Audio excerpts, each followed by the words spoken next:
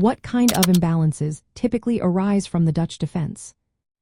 Have you ever wondered what makes the Dutch defense such an interesting choice for chess players? Let's take a closer look at the imbalances that can arise from this opening. The Dutch defense starts with the moves one pawn to d4 and one pawn to f5. This opening is known for creating unique positions that can be both challenging and rewarding.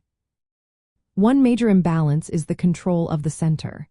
In the Dutch defense, Black uses the pawn on f5 to indirectly control the center. This can lead to a struggle for central dominance.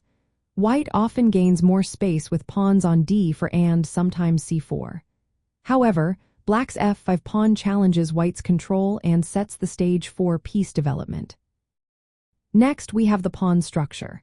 The Dutch defense can lead to various pawn formations. For example, the Stonewall variation features pawns on d6, e6, and f5. This structure can limit White's mobility but may create weaknesses along the d-file.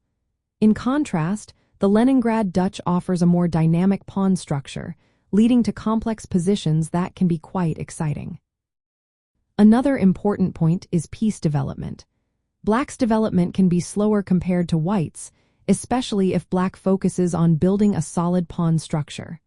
However, this slower pace can be countered by the potential for counterplay on either the king side or queen side. Attacking chances are also a key aspect of the Dutch defense. This opening is known for its attacking possibilities, especially against White's position.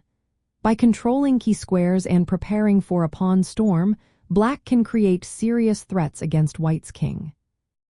Lastly, the Dutch defense often leads to asymmetrical positions. In these situations, both sides have different strategic and tactical goals. This can make it tricky for White to anticipate Black's plans, particularly if they are not well prepared for this opening. Understanding these imbalances is essential for players using the Dutch defense.